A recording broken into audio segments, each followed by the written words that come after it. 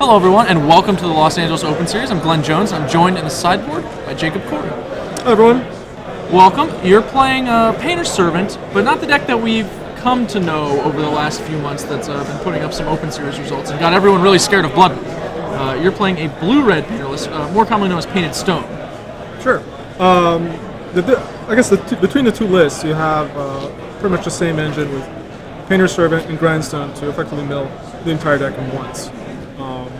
I think the red version's pretty much playing more of like a prison strategy with Imperial Recruiters to tutor up the Painter's Servant. Sure. Painter's Servant really is the linchpin between the whole deck. Painting everything blue and then enabling red elemental blasts and power blasts, which give you a little bit of control both on the stack and on the battlefield. So the two ways that really go about building this deck is one with mono red, which gives you access to Blood Moon and Imperial Recruiters and a bunch of small utility creatures. An actual older version of that was the blue version.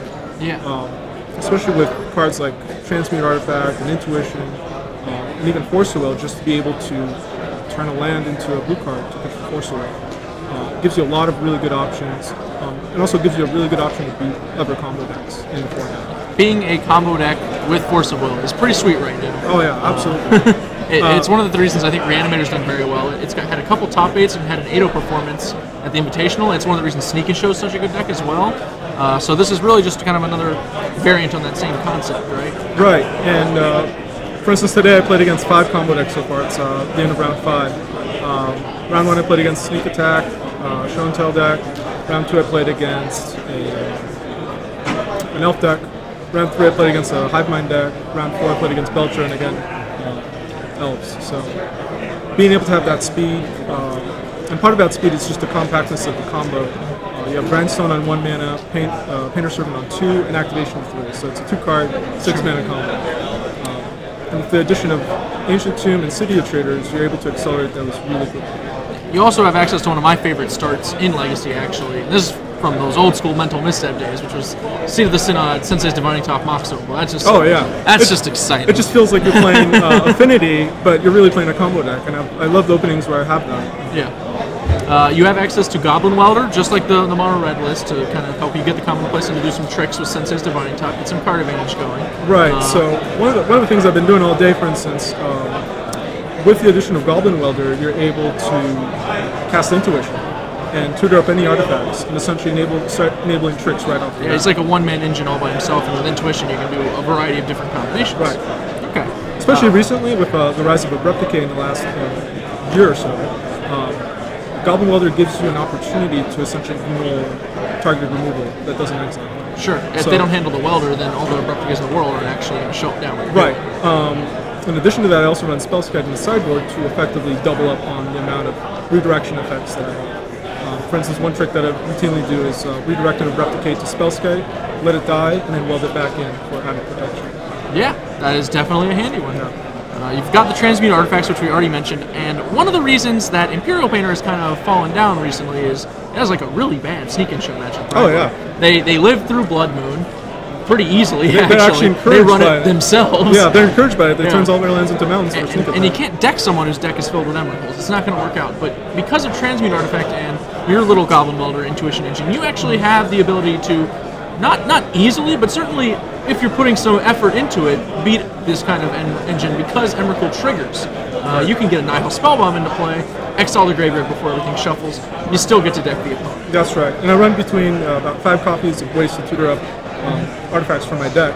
So being able to put it into play or put it into the graveyard kind of unlocks that matchup. And it allows me to activate the Grindstone, deck them, multiple triggers of Emrakul go on the stack, and in response to all that, just exile their entire graveyard. Now they have no deck, and they're dead on it. Sneak and Show is notoriously linear. If you can actually get a problematic permanent into play, they have a lot of trouble beating it. And Nihil Spellbomb in your deck is actually just one such troublesome permanent. It's one of the reasons you can actually pretty consistently enact Painter's Servant Grindstone as well. Right. You've also got an alternate win condition for when Painter's Servant Grindstone is not going to get there. You can club people to death with Worm Coil engines. Absolutely. And this was actually one of the innovations that I think Jacob Hilty, who originally designed the deck, he kind of came up with this scenario, especially when it's backed by Transmute Artifact. Now, Transmute Artifact in the deck doesn't really work unless you have additional mana sources. So Grim Lavamancer is kind of a concession to that. It gives you a little bit of burst mana, and you're also able to just sacrifice the the Monolith after you tap it for mana, and now you have up to 5 mana from Transmute Artifact. Sure. Which is almost enough for Wurmcoil. Yeah, that's very, very close. I like that trick. I didn't even consider that. That's a handy one. And really, the Wurmcoil engine is there for the tempo matchups. So essentially, like Rug Delver, and not quite so much Blue-White Red Delver because they have Sword Plowshares, but putting a 6/6 lifelink body against aggressive decks is really handy. You do have the ability to stretch their swords too, since you have some creatures that are slightly more troubling than a Wurmcoil engine, even, such as your Painter Servant. That's right. They have to first deal with Welder and Painter, and then Wurmcoil comes out, and they're out of options. All right, well, we moving on along to the sideboard. We already talked a little bit about Troublesome Permanence and Sneak and Show. One of the cards I saw a lot of people playing in the Invitational, you of course can incorporate it as well, is Ensnaring Bridge. Yes. Great in a deck like this. You got Goblin Welder to get it back. You can tutor for it in a variety of ways, and there are multiple decks that just can't beat it. Most explicitly Sneak and Show. They have to Echoing Truth it somehow. That's right. And in the prior version of this deck, when I was kind of tinkering around with it, I was playing Tezzeret, Agent of Bolons, to try to take advantage of the interaction between Ensnaring Bridge, locking out combat, and Tezzeret, which essentially doesn't require combat to win the game through damage. Turns out through testing that Tezzeret's pretty weak. If you don't have a lock, like for instance in the main deck, they're able to just attack it or lightning bolt it. Yeah, it's tough to defend it, especially when you want to use a lot of these defensive elements to protect the combo instead. That's right. But I think the Ensnaring Bridge was the important part from that, especially off of Show and Tell coming from Sneak Attack. You drop down Ensnaring Bridge, you buy a lot of time. Now they have to dig for answers. I think also in addition to that, I felt like 3 wasn't enough, so I wanted a little bit more gas against Show and Tell. Okay. And that's where Venster, Shaper Savant comes in.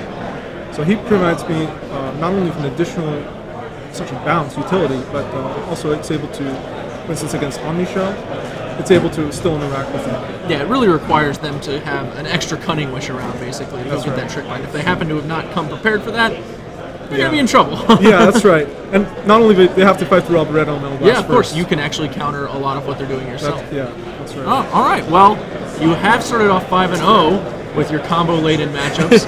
Hoping for some more. Yeah, it seems like that's exactly where you want to be, of course. Are there any specific matchups you're scared of as you're getting closer to topping now? I'm actually afraid of Burn. Price of Progress is does a number on the mana base. As well, they have like such interchangeable 1 mana removal for Painter Servant. So luckily, I've avoided so far. I'm hoping at 5-0 I avoid it for the rest of the day. You never know, it could sneak in. All right.